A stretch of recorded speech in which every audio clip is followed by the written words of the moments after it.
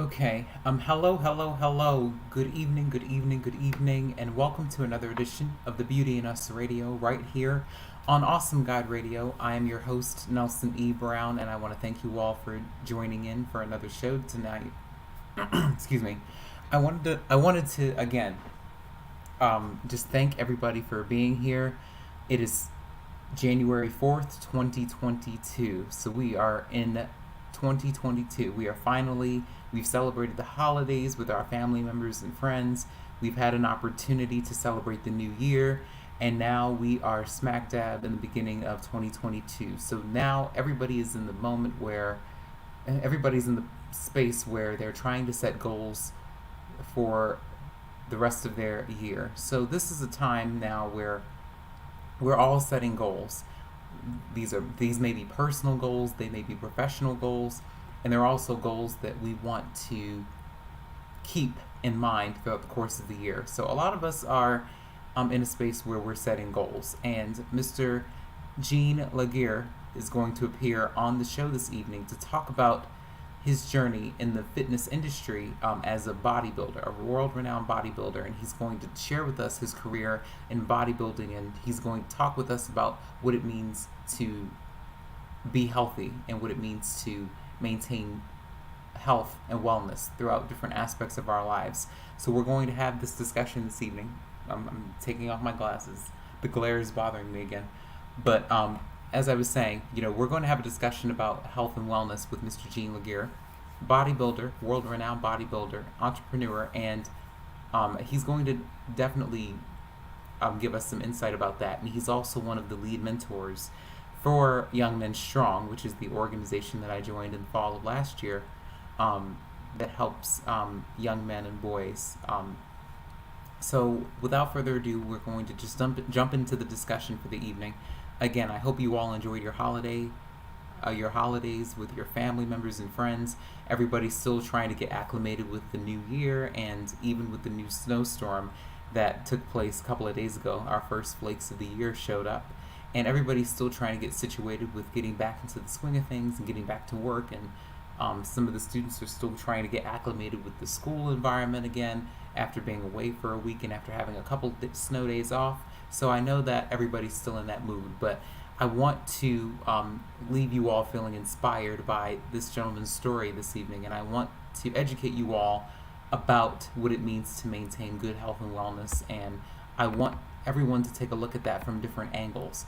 And I wanted to read a couple of passages from a couple of articles that I've gathered from the U.S. Department of Agriculture about how to stay active and how to eat healthy throughout the new year. So this was posted by the National Agricultural Library under the category of food nutrition. This article was posted by nutrition.gov staff of the National Agricultural Library under the category of food nutrition yesterday. And I'm going to talk to you all for the first half of the show about what it means to stay healthy and happy, and what it means to live a healthy and happier life, not just physically, but emotionally and mentally, and even spiritually, because they all factor into the whole aspect and the whole conversation about health and wellness, and about what it means to stay fit and happy. So the article says, Happy New Year. What are your health goals for 2022? Whether you want to accomplish a fitness goal or focus on healthy eating, nutrition, and exercise are key to meeting your goals. And it's encouraging everybody to discover tips to help us make healthy choices that fit with our lifestyles, our personal needs, and preferences. And by the way, I've been having some technical difficulties with the sound, so if the sound is bothering you guys, or if you're unable to hear me, please let me know. But I'm going to continue. So number one says eat a variety of foods. So again, we're talking about health and wellness, and we're talking about what it means to be physically fit and healthy. It says to eat a variety of foods. So the dietary guidelines for Americans for the years 2020 to 2025 recommends consuming a healthy, balanced diet with protein, grains, vegetables, fruits, dairy, and oils. So it's encouraging us to choose different food groups from each group over time to get a variety of nutrients. So for example, dark leafy green vegetables like kale provide iron and folate, while orange vegetables like carrots provide vitamin A. So again, these are a couple of examples that they're giving of different foods to try for 2022 in order to help us meet our health goals. A lot of people are setting goals this year. A lot of people want to lose weight, feel fit, and be better and feel better. So a lot of people are in the process of trying to set goals for the new year during this first week of the new year. And that's what we're going to have a conversation about later in the show with Mr. Gene Laguerre. But I'm going to educate you all about this whole conversation for the first half of the show, and he's going to talk about his journey in the bodybuilding industry and in the fitness industry, and he's going to talk to us about his journey, and we're going to circle back around to this discussion that I'm having right now. It says, add physical activities to your daily routine. So work, studies, and personal tasks can make life busy, but even fitting small exercise breaks into your schedule helps keep your body healthy. For example, stretch for 15 minutes after waking up in the morning, or take a 10-minute walk during your lunch break. So it gives examples of videos to try at home. And it's also encouraging us, number 3, it's encouraging us to choose healthy habits that fit our preferences. And it's asking a lot of rhetorical questions within this article, such as, what foods are an important part of your culture and traditions? And it's also asking, what types of activities do you enjoy the most? And it's asking and they want us to ask ourselves these questions when we plan our healthy habits. So it says that you will be more likely to stick with your goals over time if they include foods and activities that you prefer. So in other words, everyone knows what their goals are. Everyone has different goals. Everyone has a specific goal in mind that they want to reach by the time the year is over. But again, maintaining good fitness, a good level of fitness, and being active, staying active, and being consistent, and making it a part of your daily life is what's important. This is a journey, so it's something that everyone has to get acclimated to. But again, your preference and your needs matter. Everyone has needs that differ from everybody else's, but we just have to figure out what our needs are and what our goals are in order to figure out what we're going to reach and how we're going to achieve that. So again, the tips to help everybody make healthy choices that fit with our lifestyle, our personal needs and preferences. Again, the 3 tips are to eat a variety of foods and add physical activities to our daily routines, and to choose healthy habits that fit our preferences. So again, it's asking what are our health goals for 2022, and whether we want to accomplish a fitness goal or focus on healthy eating, nutrition, and exercise as key components that pertain to us meeting our goals. So again, when we talk about health and wellness, we talk about physical fitness. These are the tips that they give. A lot of people, again, as I said before, and I'll continue to reiterate that, a lot of people are in the process of setting fitness goals in the beginning of this year, during the first week of this year, but we don't want to develop a habit of not being consistent and not sticking with these goals in a few months from now, and then we wind up back in the same boat around this time next year. We want to stay consistent, and we want to focus on our health goals, and we want to focus on different aspects of our life that pertain to our health, so that we can make sure every piece of our life, every aspect of our life is going in the right direction. So that's what this conversation is about, and that's what this new year, that's what we're going to focus on this new year. So I encourage everybody to develop a theme for this year. It doesn't have to be a health-related goal. It could be any goal that they have in mind, that any theme that they have in mind that they want to promote this year. I encourage you all to just share that with me, or to share that with your family members and friends, so that we can all be uplifted and stay motivated throughout the year. I said earlier to a couple of my family members and friends that 2022, I know that for me, is my bounce back year. So everybody is still trying to navigate their way through the pandemic. A lot of people have felt like their growth has been stunted because of all of the challenges and of all of the obstacles we've all faced throughout the course of the time in the pandemic. This coming March, it'll mark 2 years since we've been in the pandemic and a part of this new normalcy, this new norm, so to speak, or this new sense of normalcy. But again, a lot of people have either lost weight or have drifted in the other area. throughout the course of the pandemic. And I think that the health goals that we talk about this evening are definitely going to change our perspective on things, and they're going to definitely remind us of how important it is to stay healthy and to stay active and to be consistent about that. So I'm going to read another article, and these other two articles are also from the U.S. Department of Agriculture. So I want to.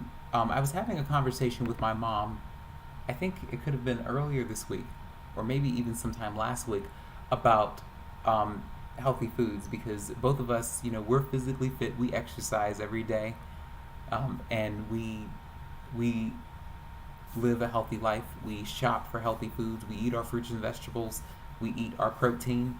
We keep a high protein, a low carb diet. We drink plenty of water. We stay away from those ribs, those steaks, that chicken and all that stuff, that fried food. We stay away from all of that stuff. We exercise every day. We shop for healthy foods all the time. So my mom and I had a conversation about this earlier this week, and I think, and this is important, before I read the article. My mom and I had a conversation either earlier this week or at some point last week about what it means to shop for healthy foods in stores. And we talked about why it's unfortunate, or how it's unfortunate for a lot of communities of color not to have access to healthy foods. And I've learned about that in several of my classes. As you all know, I'm a sociology major. I graduate this year, the end of this year. BA in sociology. I graduate at the end of this year. And I've already finished my studies, and I have my degree my associate's degree in general studies from CCBC, but I'm graduating with my bachelor's of arts degree in sociology at the end of this year. But in several of my classes, I've learned about the health disparities between people who are of color, who identify with communities of color, and communities of color that are not of color. So my mom and I had a conversation about why it's unfortunate and how it's unfortunate that so many communities of color don't have access to healthy foods in stores that they shop in. And that's a conversation that I've had in my classes. And I think that a lot of people have gotten into the habit of just eating fast food or processed foods throughout the course of the day. But a lot of people have gotten so accustomed to this microwavable world that we live in, where we just want something quick, easy, and cheap. But sometimes the quick, easy, and cheap things that we invest our time, our energy, and even our money into, sometimes that's not the most effective way to live our lives. So I think that when we had this conversation about why is it that many communities of color don't have access to healthy foods and beverages in the stores that they shop in, with their family members and with their friends, people who that they mingle with in their peer group, I came to this article, and I wanted to share this with you all to just change your perspective on things as well. So this is an article. It's called Thrifty Food Plan Reevaluation Puts Nutrition in Reach for SNAP Participants. So this is an article that was written by Stacy Dean on August 30th of 2021, which was last year. She's the deputy under the secretary within this department at the federal level under the Food, Nutrition, and Consumer Services. And when she was talking about the coronavirus pandemic, and when she talked about food and nutrition, she wrote this article in this passage. And she also, and you all are free to look this up whenever you have the time to. But she made this article. She created this graph about the SNAP average monthly per person benefits. So she examined the fiscal years from 2019 to the projected year, which is this year, in 2022. And she says in the article that more than 42 million of our neighbors rely on Supplemental Nutrition Assistance Program, which is SNAP, the acronym is SNAP, to feed their families. And the U.S. Department of Agriculture recently reevaluated the Thrifty Food Plan, the TFP, used to set SNAP benefits, which increased the purchasing power of the plan by 21% for the first time since it was introduced in 1975. And as a result, on October 1st, SNAP maximum benefits amounts will increase. So this again, she wrote this article on August 30th last year, but this is what she projected. And these are some of the things that she researched, and these are some of her findings that she's presenting within this article. She says at the same time, other changes to benefit amounts will also take effect. For example, since January 2021, a 15% boost to SNAP benefits have provided much needed relief to strained Americans. That temporary boost expires on September 30th, and again, this is in reference to last year. But the impact of that will be offset by the adjustment to the TFP, which is the Thrift Food Plan. So most families will see a modest increase in benefits. Another pandemic-related law increased households' SNAP benefits to the maximum for their size. These emergency allotments are continuing in most states, but will phase out as the state and or federal public health emergency ends. When they do, average benefits will be about $169 per person, lower than most are currently receiving, but higher than $133 that they would have received without the TFP reevaluation. She also provides an example of what this was like in October of 2020, and she says that a senior who lives alone and gets $500 in Social Security income per month would have received $54 in monthly SNAP benefits, but with emergency allotments, they received $204. This increased to $234 last January because of the 15% boost. This October, and again, she's talking about October of 2021, which is already passed, but again, she wrote this on August 30th of last year. This October, that boost will end as the TFP reevaluation takes effect. So their benefit will increase from $234 to $250. Once emergency allotments end, their benefit will decrease to $100, higher than the $54 they received pre-COVID because of the TFP reevaluation. And she sums up this article by stating that the pandemic has brought to bear the complex challenges of food insecurity, especially in households with children and in communities of color. Yet, even before COVID, millions of SNAP participants were struggling to afford a nutritious diet.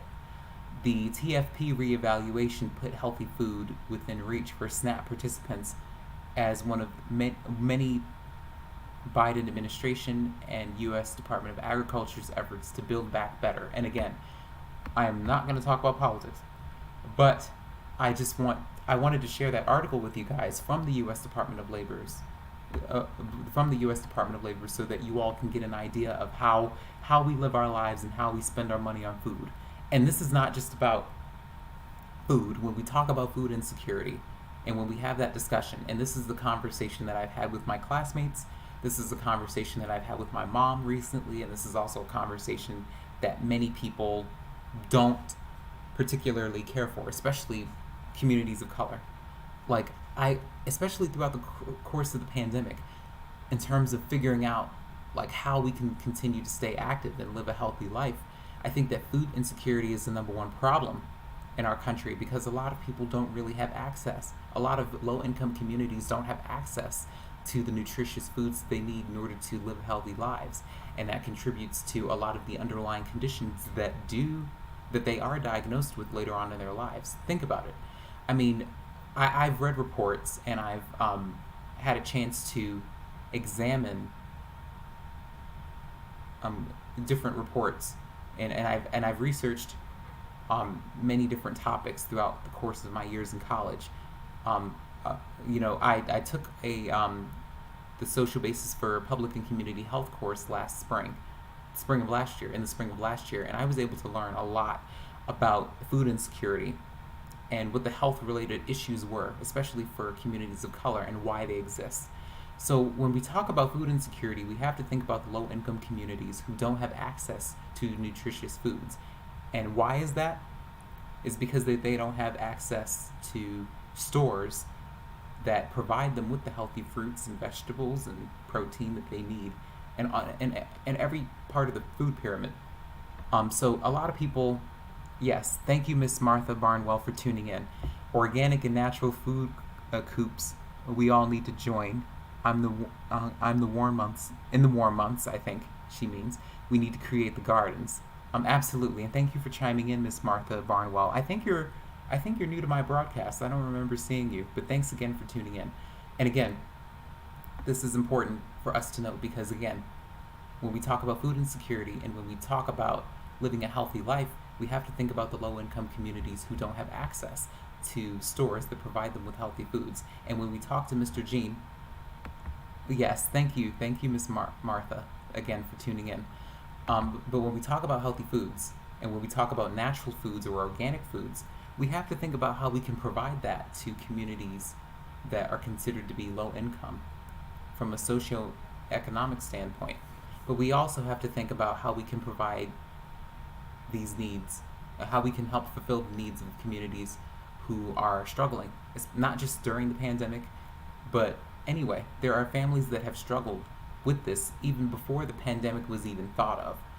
But we have to think about it not from a political standpoint, but from a holistic approach. So when we talk to Mr. Gene in about 10 minutes, we'll have a conversation about how he's been able to stay active and how he has been able to set fitness trends as a bodybuilder and throughout his career. So that's what I wanted to share with you all. These are 2 articles from the U.S. Department of Agriculture that I wanted to share with you guys. And I think before we segue into our next discussion in about 10 minutes, I wanted to read a couple more articles to you all from the U.S. Department of the U.S. Department of Agriculture so that you guys can have a better understanding of what we're talking about this evening. So there's an article from Ms. Christina Connell, the Deputy Director of the Marketing Services Division under the Transportation and Marketing Program and the Agricultural Marketing Service under the U.S. Department of Agriculture. And she says that the title of the article is AMS Resources Support Farmers Markets. So the Agricultural Marketing Service, which is, again, the acronym is AMS, their mission is to create domestic and international marketing opportunities for U.S. producers of food, fiber, and specialty crops. To accomplish this mission, AMS supports farmers markets in 4 ways. So it says grants, that's the first way. So grants, it says that the Farmers Market Promotion Program funds projects which focus on direct consumer marketing of local and regional food. And it encourages us to read more about AMS investments through the Seeds of Success series that highlights past grants recipients and the data. So the data that they collect, the data that AMS collects is with the National Agricultural Statistics Service. And it helps the farmers market sector and policymakers better understand direct marketing opportunities, activities, and challenges from a farmers market manager's perspective. Technical assistance, so through a cooperative agreement, the AMS, they partner with 3 universities and 17 organizations to support a project called Local Food Systems Response to COVID-19. And they work closely with farmers market coalitions to publish innovative brief highlighting alternative farmers market models.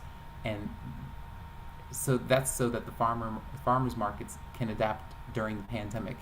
And they were able to collaborate with 3 markets to explore the importance of budgeting for farmers markets.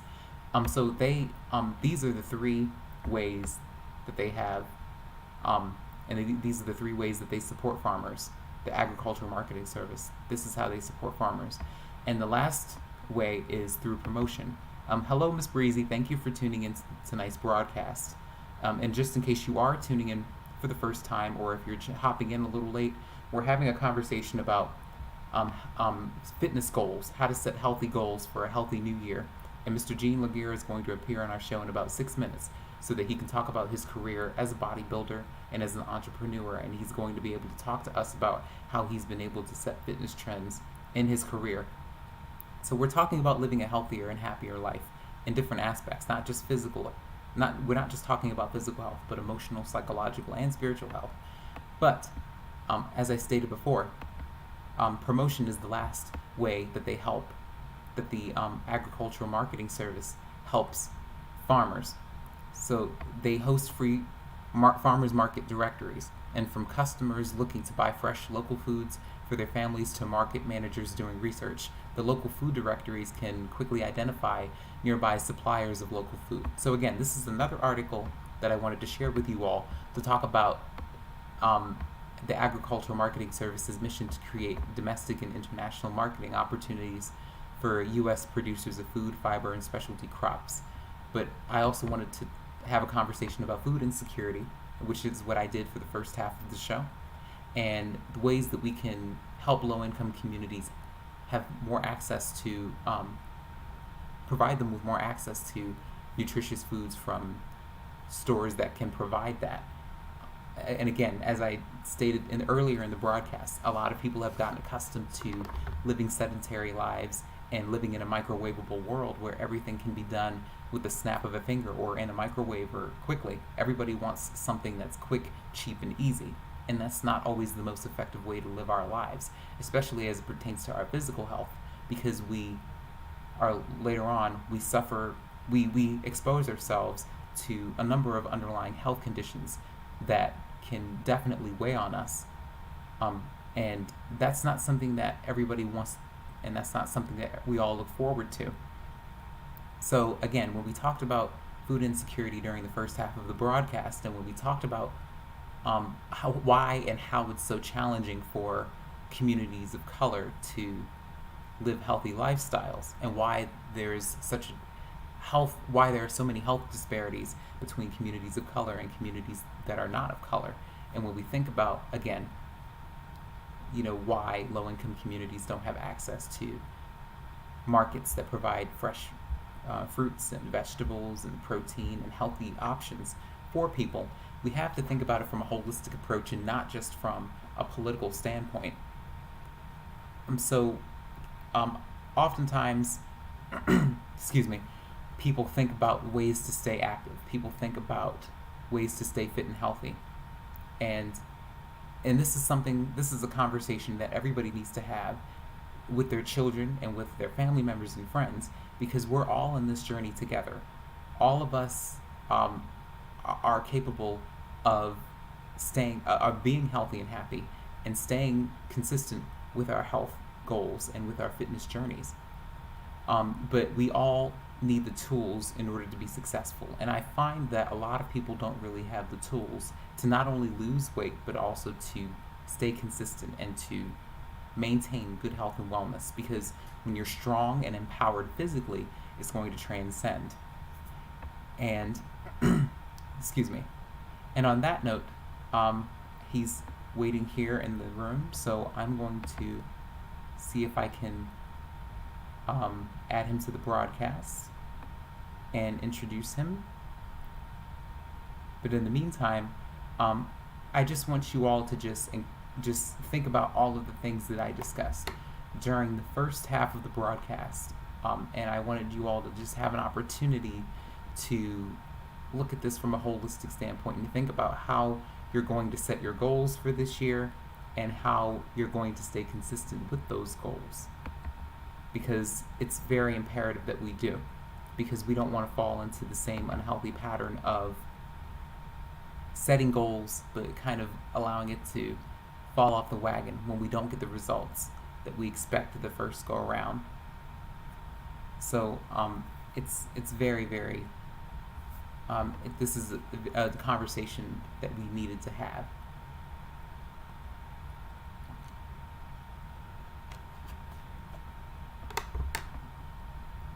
So I'm glad everybody had an opportunity to enjoy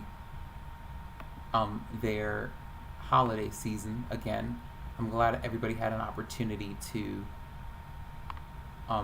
spend time with their family members and with their friends, because it's very important for us to stay in touch with one another, because the COVID-19 pandemic has definitely put a strain on our lives, and it's something that we all need to just remember. It's okay to reach out to everybody, and everybody that you love and care about, and to let them know how much you care, and to let them know how much you love them, because not everybody gets that all the time. So it's definitely important.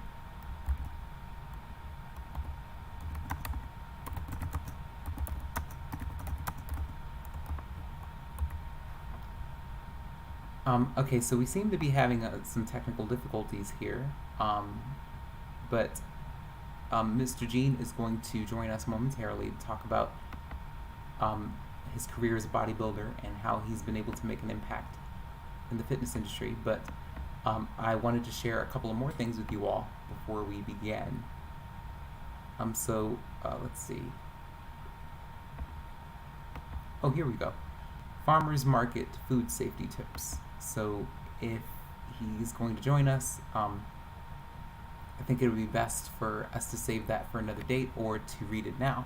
But I'm trying to give everybody an opportunity to think about this and to really, really set the goals. Not just the short-term goals, but also the long-term goals, so that we can, again, stay consistent and be on this journey together.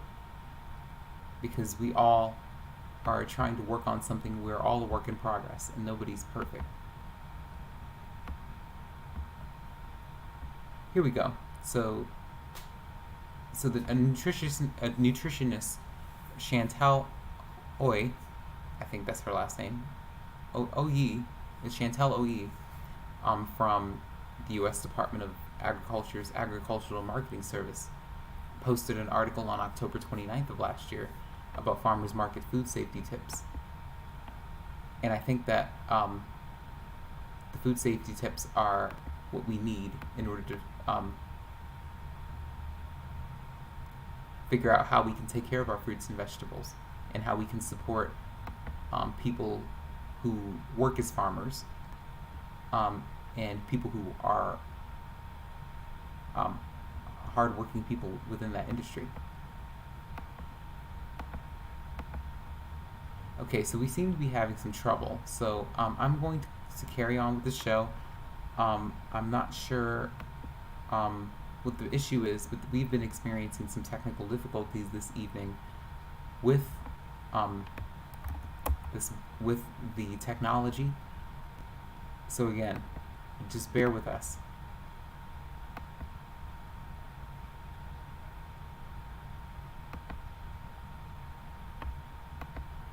So the farmers markets not only offer some of the freshest produce and vegetative products you can find, but they also create opportunities to buy locally and to support small farmers, ranchers, and agricultural businesses.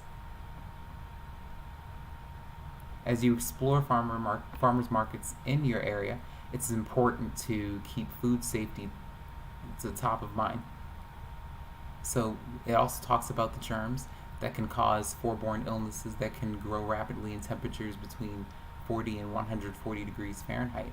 So again, when they talk about the safety tips, they encourage everybody to wash their produce thoroughly under running water, and even if we plan to peel it before eating or cutting or cooking. And it also encourages us to dry produce with a clean cloth or paper towel to help eliminate the bacteria that's associated with it. And we also are in a position to refrigerate our cut and peeled fruits and vegetables within 2 hours after we cut, peel, or cook them. We can examine our produce for any bruises, cuts, or insect holes that they could potentially store and hide bacteria in and other inner parts of the produce.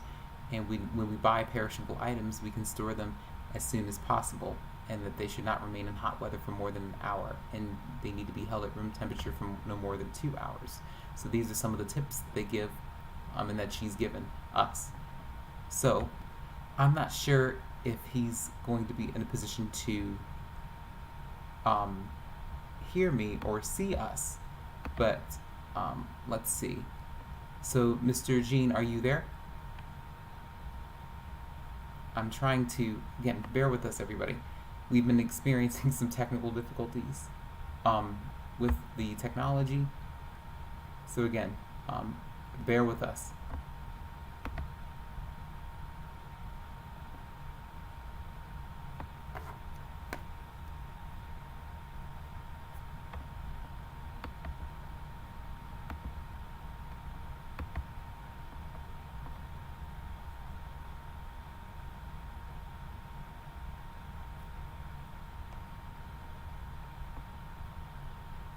I hope all of this information has been really, really useful for you guys. And again, I really apologize for the technical difficulties that we've been experiencing throughout the course of the show. But like I said, these are a lot of the food safety tips that they provide for us when we talk about this. So, and I encourage you guys to write down all of the fruits and vegetables that you think that you can add to your list when you shop.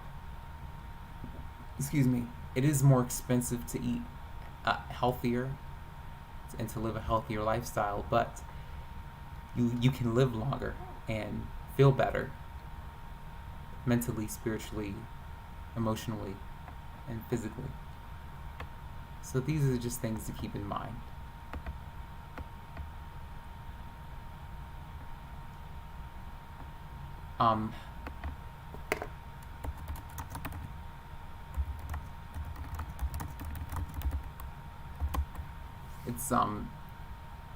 It's definitely something that we all can take into account. I also wanted to ask, now since we're on the subject, how many people, and I included that in one of the hashtags for tonight's broadcast, how many people know people who are pescatarians, vegetarians, or vegans, and who live that life? Because I think that it's important to take some notes from people who identify with those communities and who live that kind of lifestyle, because a lot of them can provide us with a lot of insight on what it means to get our nutrients and to stay healthy and to incorporate different food groups into our diet. So I encourage you all to reach out to anybody who lives the vegan lifestyle, the vegetarian lifestyle, and the pescatarian lifestyle. But I also want everybody to get some clarity on what that looks like and what that means, because there's a difference between vegan, vegetarian, and pescatarian, and it's a difference with that. It's very frustrating sometimes to deal with the technology, but again, Mr. Gene is having some trouble connecting with us this evening, but the show must go on, so I'm going to continue with the show because it's definitely important for us to continue. I'm going to continue to talk about this subject throughout the course of the show, so it's nothing to fear. Let's see. Okay, so I have another article that I would like to share with you guys. It's from, again, the same department, U.S. Department of Agriculture. It's from Cindy Long. And it says that supporting families is the foundation of our mission here at USDA. So before we close 2021, and again, this was written a few months ago, I'd like to look back on one of our programs that we continue to do. It's commonly known as WIC. So it's called Women and Women, Infants, and Children. And it says that WIC offers vital nutrition support to mothers, caregivers, infants, and children. Since the start of the pandemic, the program has provided America's children the nutrition they need.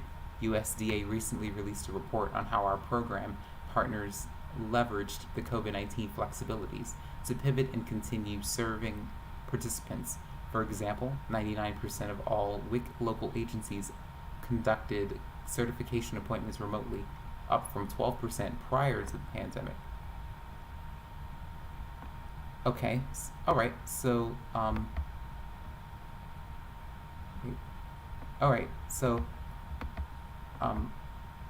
again, please forgive me, everybody.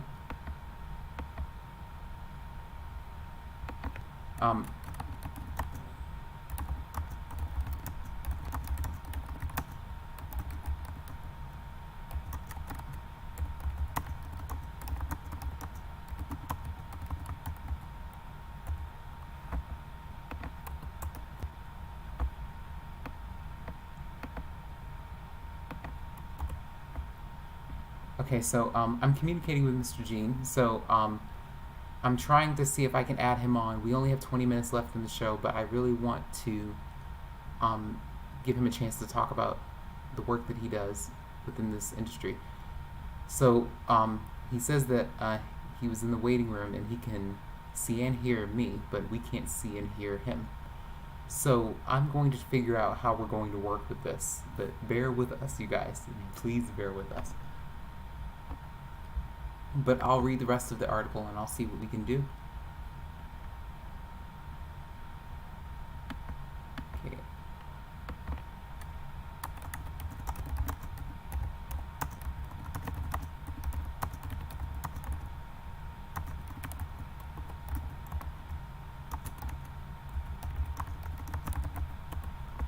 So the WIC, but for these numbers don't tell the whole story throughout the pandemic. We've seen examples of agility and innovation from states and partners across the country. So again, it's talking about the WIC program. For example, in Staunton, Virginia, a WIC office opened a drive-through WIC farmers market to help rural participants access the program. The setup enabled safe social distancing where vendors placed food directly into the trunk or back seat and helped keep the WIC benefit redemption high. Meanwhile, the Standing Rock tribe now uses an upgraded WIC mobile clinic to research underserved communities with breastfeeding information, handouts and brochures, food and snacks, and more. Maryland updated their WIC app so participants could upload required documentation and access nutrition, education, all online from the safety of their own home. Okay, here we go. All right, so Mr. Gene, can you hear me? I can see and hear you. I can see you. So can you hear us? Yes, I can hear you, Nelson. All right, great. Oh, yeah, that was a hassle. Thanks again. Again, I thank you for your patience. I know sometimes this technology can give us problems, but could you tell us a little bit about yourself? And well, thank you. First, I would like to just thank you for agreeing to appear on the show. So could you tell us a little bit about yourself and what you do? I already had a conversation about what it means to set fitness goals and health goals for 2022, but I'll let you take the lead. My name is Gene Laguerre. The name of my company is Mr. Natural. I've been in the health and fitness industry well over 40 years. I'm a certified master trainer. I'm an author of The Art of the Rep, and I'm also a former competitive 23-time champion bodybuilder, drug-free, lifetime natural. So fitness has been my passion for a very long time, and as I pursued this journey, it impacted my ability to touch lives and help other people understand and achieve their journey through their goals, by training in a way that will minimize risk of injury and produce the highest measure of results.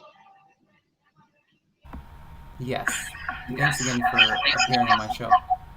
Um, so, um, so could you tell us a little bit about how your career has impacted your personal and professional life? Yes, I started my journey in bodybuilding back in 1979 at the age of 16, and growing up during that time period, sports was a very big thing. I played high school football, handball, wrestling, and then all of a sudden through football, I began doing strength training, and I fell in love with it and decided to pursue competitive bodybuilding as a teenager. So as I began that journey and started competing in 1980, I placed second in the Teenage New York City in my very first competition. And within the first 4 years, I won 13 championships and I was in 5 bodybuilding magazines. And next thing you know, people were very drawn to my accomplishment and wanted to know, what did I do? How did I eat? How did I exercise that allowed my physique and my health and wellness to be at such a level? So it was something that I didn't really go into it to really teach, but as I pursued it at such a high level, it just kind of drew people to me to want to know exactly what was I doing that made such an impact on what I had achieved. So that led me into being a trainer and teaching others. And some of my students go as far back as 39 years ago, and they're still heavily involved in their fitness journey. And, it's changed their lives, from that long ago. So definitely something that from a very early time, it changed my life and it helped me to change the lives of other people. That's awesome. So, what are some of the highlights and challenges of your career? I'm sorry, say it again. What were some of the highlights and challenges of your career? Uh, well, the highlights are always winning. When you're winning, it's great. When you lose, it's heart wrenching. So yeah. So pardon. Yeah. Stop moving.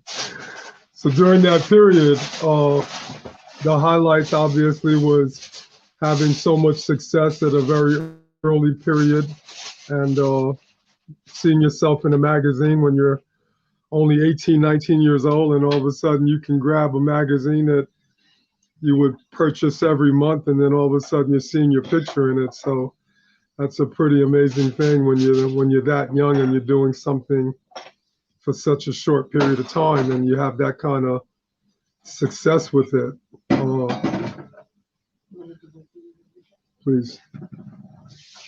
So, but like I said, it's one of those things. Like any athlete, you start out and you're doing something, and there's points where you have a lot of success, and there's periods where it becomes very challenging, and you start to second guess yourself and wonder whether or not you still have what it takes to achieve your goal, and you have to kind of reevaluate and find your faith and your belief in yourself so you can continue moving forward. So definitely, it's a bit of a roller coaster ride, but in the long run, it's worth it because, it's, to me, I'm one of those people. Once I set a goal, I can't back up on it. I have to go all the way, because I always say anytime you make a goal for yourself and you quit, as soon as you set another goal, you're more likely to quit again. So quitting becomes a pattern. So you have to kind of find that tenacity to just tell yourself, this is what I want to do. And regardless of how hard the journey may be, at times I'm not going to quit. I'm not going to surrender. I'm going to keep fighting because I believe in myself and I want to accomplish this goal. So that's pretty much the best way I could describe it. Yes, that's fantastic. Could you tell us about the book that you've written? I know that we've had a discussion about that offline. Yes, the name of my book is called The Art of the Rep. It's available on Amazon.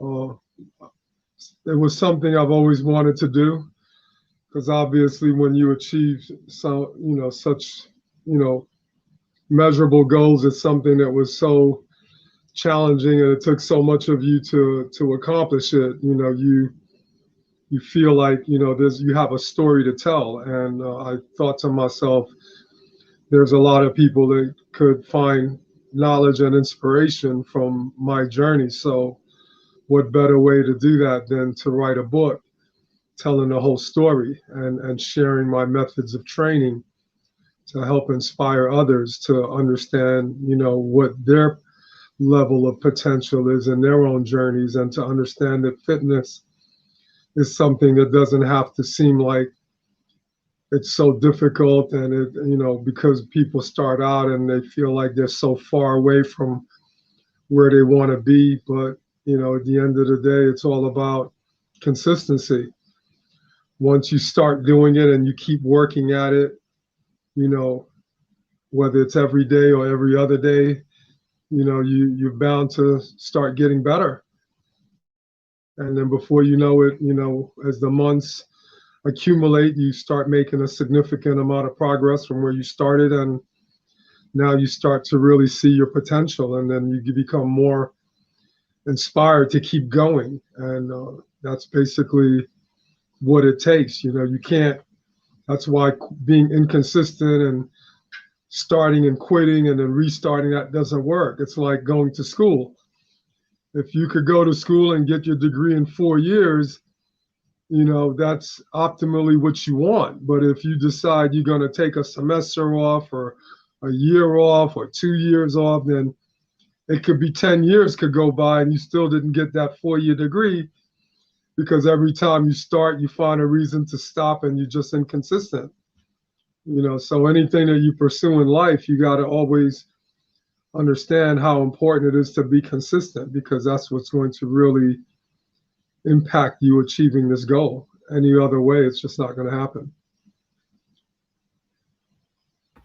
Yes. So can Yes. you So tell can us? you Can you tell us a little bit about what it's like to live a healthy life? Because one of the conversations that I had with or the conversation that I had during the beginning of the show was about how people have, like you said, a hard time with staying consistent throughout their fitness journeys and just staying active. And I think that the pandemic has kind of exasperated that, because a lot of people have either lost weight or they've drifted on the other end of the spectrum, and they've become less active because of all of the restrictions and because of the stress and because of all of the challenges and obstacles that they've had to face.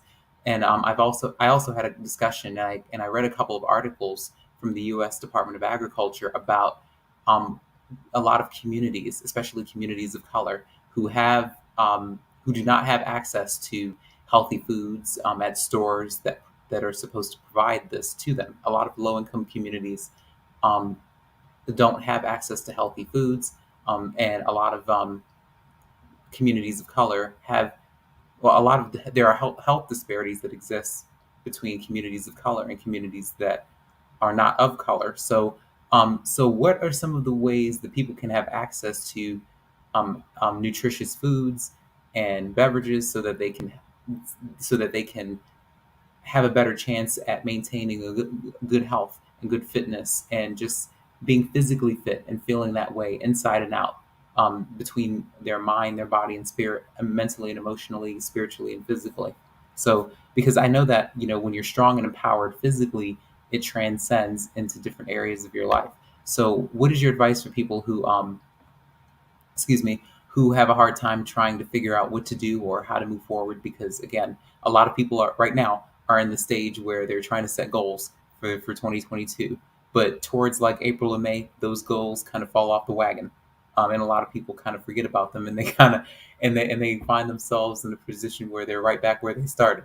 So a lot of people are going into 2022 with their goals. They have them written down. A lot of people say, I want to lose weight. I want to do this. I want to do that. But like I said, around April and May, that kind of goes out the window. And then they find themselves, some people are still going to find themselves around this time next year doing the same thing. So how does staying strong and empowered physically impact your life emotionally, mentally, spiritually, and other aspects? Well, first of all, when you say they lose it by April, May, some people lose it by the second month of the new year. So, so giving them till April and May is being kind of generous. A lot of people don't even make it that far. By the second month, they're like, it's too hard. If they make it past the first month. I say one of the things, first of all, you asked me several questions about, healthy eating and staying consistent. The fitness journey it's not one size fits all. That's the best way I could describe it. Depending on a person's level of fitness or health condition or age, whether or not you're in your 20s or 30s or 40s or 50s, whether your problem is you just don't exercise, or are you overweight, do you smoke, Do you drink? Are you on any kind of medication? Do you have any kind of health issues? Have you had surgeries? There's a lot of different variables that come into it when it comes to breaking it down. So the thing that I recommend, and then when you deal with fitness, I always categorize fitness in three levels. There's flexibility, there's strength, and there's cardiovascular fit. When I say strength basically means if a person weighs 180 pounds, you shouldn't have the strength of a 120-pound person, because now your body is going through a deficiency. You're carrying more weight than what is comfortable for your body.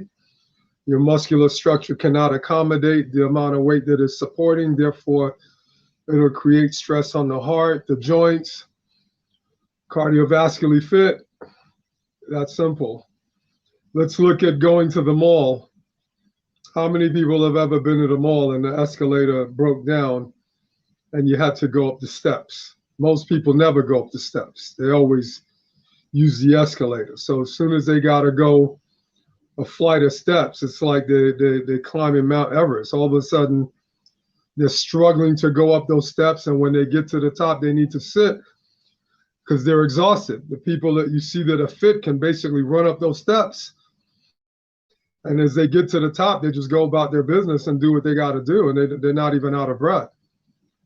So all of these different categories, just like if you can't touch your toes, then your level of flexibility is pretty poor, because touching your toes is not like somebody saying, can you do a full split? You know what I mean? It's not an excessive measurement of flexibility. It's just showing that you have a reasonable amount of flexibility. So the first thing is being able to assess your body and see exactly what your physical condition is. What are your goals? Is your goals to lose weight, to build strength, improve flexibility? Is it all of the above? Now, the key thing is the starting point. When you're going to start training, you have to follow a program that is manageable. The hardest thing is when people try to do a routine. Let's say they haven't worked out in years, and they assume that they can work out for an hour, not realizing, to be able to work out for a full hour, you have to already be fit. So maybe when you start out, maybe 20 minutes to a half hour might seem like a lot to you. So you got to follow a regimen that is manageable. Something that you don't, even if you come home from work and you're exhausted, if you tell yourself, I'm going to do a 20-minute routine, you can still manage it. Let's say a person starts out and you don't have a gym membership. If you do something like a set of leg raises, a set of crunches, a set of jumping jacks, and a set of push-ups, and let's say it takes you 15 to 20 minutes to do all of that, you'd be surprised how much that could impact your level of fitness. Let's say the leg raises and the crunches, you're working to do 10 reps. Maybe you could do 5. Maybe you can do 10. Let's look at the leg raises and the crunches. Those are the benchmarks. The jumping jacks, let's say you start out doing 20 jumping jacks.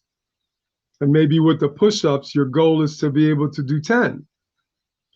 By the time you've completed that circuit, you've covered your core, you've covered your cardiovascular conditioning, and then you've covered your strength. So each category has been addressed. Now, based on how well you're able to execute, how difficult it was for your body to perform, you could stay consistent with that goal and then set another goal. Maybe the next goal is to add 5 reps or add a second set. Take the push-ups from 10 to 15. Take the jumping jacks from, let's say, 15 to 20 or from 20 to 30. Increase the push-ups. Get to the point where you could do 2 sets of 10 push-ups. Maybe in the beginning, excuse me, 10 push-ups is extremely difficult. Maybe you could only do 6 to 8. Wherever your starting point is, as you remain consistent, the numbers are going to go up. And once those numbers go up, your body starts feeling more fit, then you can start adding to the routine. If you work to where you could do about, I would say 50 jumping jacks, 30 to 50, you could make an investment and get yourself a jump rope and start jumping rope. And now when you start jumping rope, the goal is to be able to do 50 to 100 jumps with the rope. Maybe in the beginning, it could take you several tries to get to those numbers. Eventually, you want to work to being able to do it in one shot. Then once you could do one set of 100, try to set another benchmark to do 150 or to do 200, or to be able to do it in one jump. Whatever it is, it has to be progressive, but you have to kind of allow your body to show you exactly where it's at, what it could do, and just slowly, through your consistency, allow your body time to make progress, because you don't want the routine to be so difficult that the thought of doing it, you're looking for the first excuse that you can come up with to not do it. The key thing is for the routine to be manageable, for you to tell yourself, no matter how I feel, I can put 15 to 20 minutes and do this routine. And maybe in the beginning, you do it every other day. And then once you're doing it every other day and you're consistent for 3 to 4 weeks, you might say to yourself, you know what, I can do this routine every day. Then you start doing it every day. And let's say your goal is to do it every day, but you end up missing a day or two. You still ended up getting, at least 5 workouts in there. So you didn't get 7, you got 5, or maybe you didn't get 5, you got 4. But it's still good, considering if you're going to say to yourself, oh, I'm only going to do it, twice a week, and then you miss a workout and you only got it in once a week, or you missed the whole week and you got in 0. The key thing is to be consistent. Once you're consistent, you're going to make progress. It's going to get easier for your body. And then before you know it, you don't have to talk yourself out of it. You're looking forward to doing it. One of the things I say to people all the time, at night when you're going to go take a shower, you don't say to yourself, should I shower? If it's something you do every night, it's just routine. Before I go to bed, I'm going to take a shower. I'm going to, get clean. And by the time I get to my bed, I'm going to pass out because I already feel relaxed after my shower. Working out shouldn't be it shouldn't take as more thought than taking a shower. That's what you want it to become. You want it to become a no-brainer. You want to say to yourself, I work out because it's part of what I do. I get up in the morning, I brush my teeth. Once I wake up, I know I have a workout ahead of me and I'm getting it in. You want it to become very habitual, and it has to become a part of your daily routine. And that's it. Because once you're doing that, it's going to impact, like you said, your mind, your body, your spirit, everything. Everything is going to benefit from it, and you're going to be doing right by your body. As far as nutritional foods, you have people that still, go to McDonald's. I mean, I'm not trying to bash McDonald's, but you shouldn't be eating that as a primary meal. You have a lot of people that drink a lot of soda. You shouldn't go through an entire day and you didn't even have one bottle of water. You know what I mean? You've drank everything except water, which is the main fluid that your body needs above everything else. So there you go. That's it. So whatever it comes down to, you don't look at the negative. Don't look at what you can't do. Look at everything that you can do, and just stay the course and start doing it. And then before you know it, it just becomes normal. And that's the goal. You know what I mean? Nothing starts out perfect from the onset. Everything's going to have a little bit of bumps in the road, and it's going to be challenging. But your goal is to make a commitment and tell yourself, I'm going to do this on my behalf, and that's all there is to it. And I'm going to be consistent. Yes, that was very insightful, and it was very, very good. I'm giving you some extra time because we had some technical difficulties in the beginning, so I'm giving you some extra time. But that was really, really great, and what all of what you're saying is so true. You know, you have to find what works for you and stick with it. You know, it's all about being consistent, because just because something works for someone else doesn't mean that it works for you. We all adapt differently to our lifestyle changes that we make, but it doesn't make it any less different or any less important. We're all capable of living a healthy lifestyle. We just have to, like you said, find what works for us and find what's suitable for us, because you know we are all capable of, like you said, living a healthy life, but we're also susceptible to a lot of the health related problems that do come about when we don't exercise and when we don't take care of ourselves. You know, I'm glad to have been in the state. My mom and I, you know, we are physically fit. We exercise every day. We eat nutritious foods every day, and we talk about that all the time. And that's why, you know, I just wanted to have a show where I could actually speak to an expert, someone who lives and breathes this field, so that they can educate people on what it means to stay healthy and happy, especially at this point during the year. Now, there are some people who are going to fall off the wagon next month, and they're going to be here next year talking about the same thing.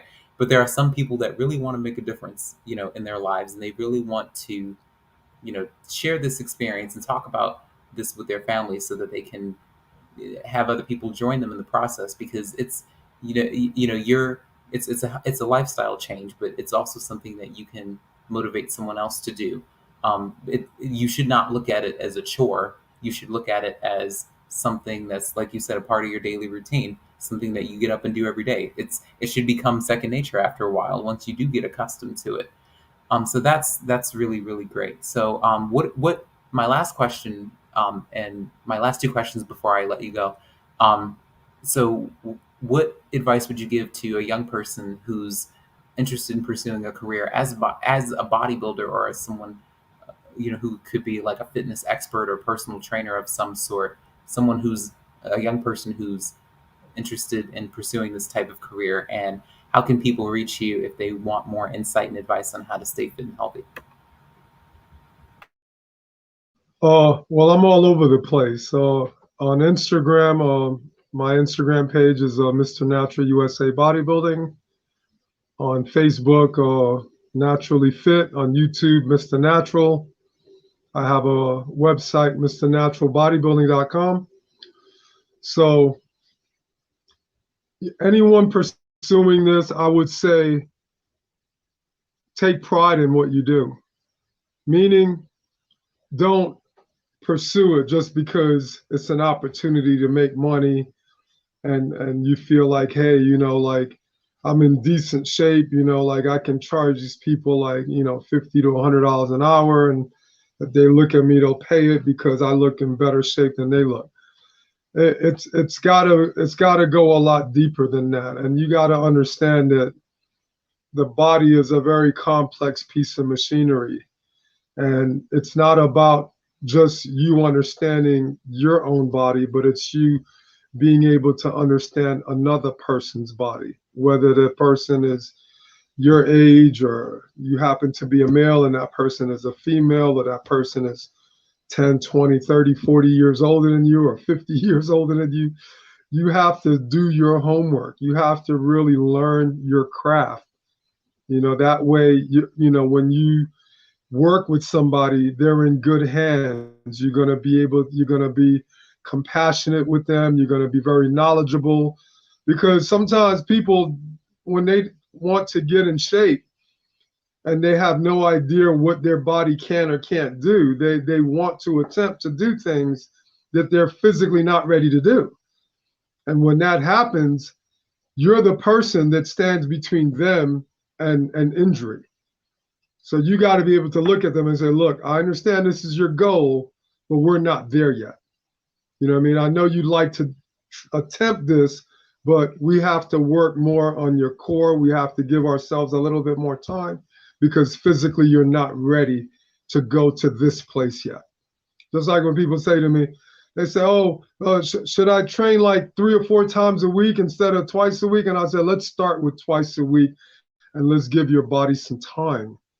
I'm not just trying to train you just to get paid. I want to train you in a way where I'm in your best interest. And if your body is not ready to take on 3, 4 workouts a week, I don't want to force you to be doing it and you're not ready. And before you know it, it becomes overkill and you get discouraged and you don't want to continue. You know what I mean? So everything that you do, like I said, a person who wants to follow this path, really study it, really learn it, read a lot of books. I mean, I do a ton of reading, to study the body. And I'm always trying to experiment with different ways, different methods of training so I can be as educated with it as possible. So when I take on a client, I know exactly what I'm doing. If I'm going to teach somebody something, I want to be as masterful of how I understand and perform that exercise before I try to teach it. I've seen trainers try to have clients doing exercises that they don't even know how to do. They'll see me in the gym and they'll say, Gene, do me a favor. My client wants to do this exercise. I don't really know how to do it. Why don't you demonstrate it to them? And I'm like, I said, you shouldn't even be going that route to have them do an exercise that you can't even teach to them. You know what I mean? So, your body is if somebody's going to be a guinea pig, it needs to be you, because you need to understand that exercise so intricately that that if that technique breaks down, what muscle is not functioning properly to support that exercise or that weight. And you know exactly what exercise is going to impact that particular muscle so that that person can have a better chance of doing the movement better without risking injury. So you got to do your homework. Bodybuilding is not just lifting weights and building big muscles. It's educating yourself on the body, studying it, learning it.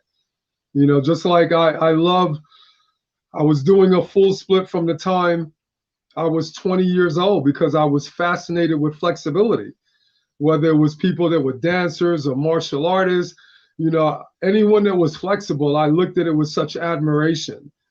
And then I used to love riding my bike. I still do, so for me, I've never looked at myself as just a bodybuilder because I grew up playing all different sports, whether it was track or football or handball or basketball or football or cycling or boxing, I just loved everything that was athletic. You know what I mean? So once I targeted bodybuilding, I didn't abort all the other sports. I just said, okay, I'm going to focus a bit stronger on bodybuilding, but I'm still going to go to the park. I'm still going to ride my bike. I'm still going to play handball. I still like doing other sports when I wasn't in the gym training, So to me, anyone that looks to do this, be passionate about it and become a student of your craft so you can become that much better at it. Don't just get into it for the money. Well, yes, yes. Thank you again for appearing on my show. I'm going to let you go in a minute, but I just want to thank you again for, taking time out to talk to us about health and wellness and what it looks like to set these types of goals for 2022. And and I know, like you said, it's important to educate yourself, and I just do it for me.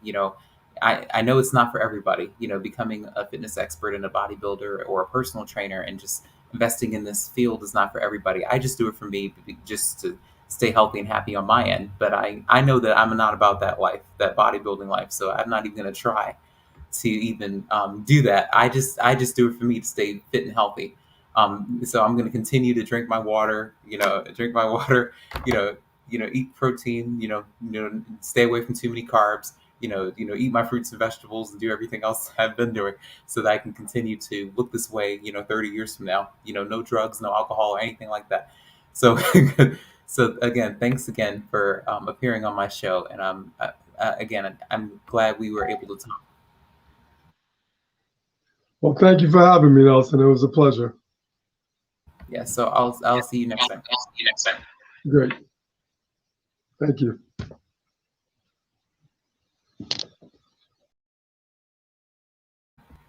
Okay, so that wraps up another edition of the Beauty in Us Radio right here on Awesome God Radio. Thanks again for everybody who stayed with us. I gave him some extra time because we ran into some technical difficulties in the beginning of the show and trying to get him on, but I'm glad we had this discussion. Again, follow us on social media: Instagram, Twitter, Facebook, LinkedIn. Follow us at Awesome God Radio. Follow me at Nelson E. Brown on Instagram and at Nelson Brown everywhere else. Everywhere else on Facebook, Twitch, Twitter, Instagram, you name it. That's where we are. So next week on the Beauty in Us Radio, right here, 11th, from going to have Miss Claire Beeman from Adoptions Together talk about her work with Adoptions Together. I've already told you guys about this several times already, but she has agreed to appear on my show next week to talk about what it means to work with adoptive families and birth families throughout the adoption process and what it means to be a part of that adoption journey. This is very personal for me because I've spoken to Miss Beeman and we're both pretty excited about this show, and it's going to be a very heartwarming show because I've already told you guys that I've been fully invested and fully committed to being a part of this journey in this community. So that'll be a great show for next week. So make an appointment to meet me back here at 6 p.m. on Tuesday, January 11th, 2022. So this is the Beauty in Us Radio right here on Awesome God Radio. I'm your host, Nelson E. Brown. Thanks for people who tuned in late, and I'm glad we were able to talk about this. So important. Stay healthy, stay safe, and I will see you guys next week. I love you guys. I appreciate you guys, and I can't thank you